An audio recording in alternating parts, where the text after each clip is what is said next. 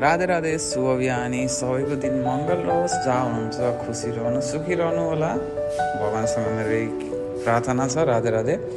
अनि हामी चाहिँ त्यो दिन अनि लक्ष्मी र म चाहिँ अनि आन्टीको घर जाने प्लानमा थियौँ। अनि त्यसको लागि तयारी भएर अनि यहाँ फोटोसुट चलिरहेको थियो, भिडियो सुट चलिरहेको थियो। अनि हाम्रो बेबी गर्ल पनि आउँदै हुनुहुन्थ्यो सुन, मेबी विदिन फ्यु डेज। अनि त्यसपछि हामी लाग्यौँ आफ्नो डेस्टिनेसनमा, आफ्नै पारामा। रेड ट्याग गएको थियौँ पहिला लक्ष्मीको लागि, अनि चप्पल लिनको लागि। अनि त्यहाँ चप्पल नपाएर अनि फेरि हामी अनि मनामातिर डेस्टिनेसन मनामातिर लागेको थियौँ।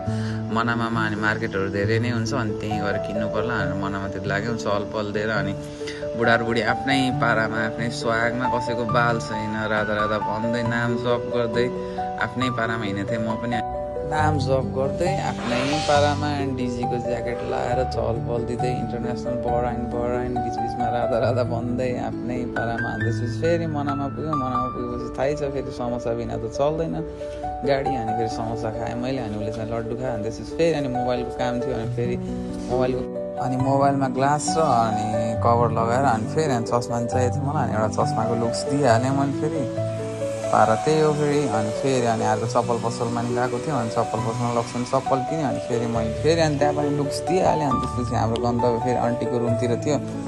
अनि हामी आन्टीको रुममा अनि केही क्षणमै पुग्यौँ। अनि त्यसपछि आन्टीले वेलकम पनि गर्नुभयो हामीलाई। अनि हामीले पनि राधे राधे आन्टी नमस्कार राधे राधे। अनि फेरि हामी आन्टीको रुममा पुगेर अनि एकछिन विश्राम गऱ्यौँ, एकछिन गफ चल्यो आन्टीहरूको, लेडिज पार्टीहरूको गफ। फेरि त्यही हो, थाहै छ हजुरहरूलाई। अनि म चाहिँ हामी राधे राधे भन्दै उनीहरूको गफ सुन्दै बसिरहेको थिएँ। अनि एकछिन चहल पहल दिएँ अनि त्यहाँ राधे राधे। अनि म चाहिँ हल्का खाजा नास्ता खाएँ, अनि लक्ष्मीले पनि खाजा नास्ता खाँदै थिएन। अनि त्यसपछि अनि एकछिन गफ गरेर अनि म चाहिँ अनि बिदापाती भएँ। लक्ष्मी चाहिँ त्यही आन्टीकोमै बसोबास गरेकी थिइन् त्यो दिन। अनि त्यसपछि म चाहिँ बिदापाती भएँ। यसरी आन्टीले चाहिँ ढोकै समाएर ल साहब राम्रोसँग जानु है, फेरि आउनु भन्नु। अनि म चाहिँ अनि ल हुन्छ भोलि फेरि म लिन आउँछु लक्ष्मीलाई भनेर अनि बिदापाती भएर अनि आफ्नै पारामा अनि म चाहिँ बिदापाती भएँ आन्टीको घरदेखि। राधे राधे सबैमा सम्झना। अनि त्यसपछि आन्टीले चाहिँ आफ्नो छोरी लक्ष्मीको अनि पुरा अनि प्रेग्नेन्ट छ भने चाहिँ मस्त मसाज गरिदिनु भएछ, एकदम खुसी भयो ऊ चाहिँ।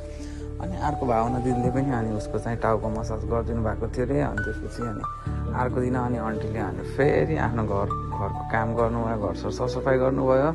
अनि लेडिजहरूको त्यही त हो, जहाँ गए पनि टिकटक त छोड्दैनन्। अनि त्यसपछि तिनजनाहरू चहल पहल दिएछन् टिकटक बनाउँदै रमाइलो गर्दै बसेछन्। जियोस् रमाइलो भएछ, लक्ष्मीको त्यो दिन पनि रमाइलो भएछ। अनि त्यसपछि फेरि उनीहरू अनि फेरि भावना दिदीकोमा गएर अनि पपकर्न चिया गफ दिएछन् गएर।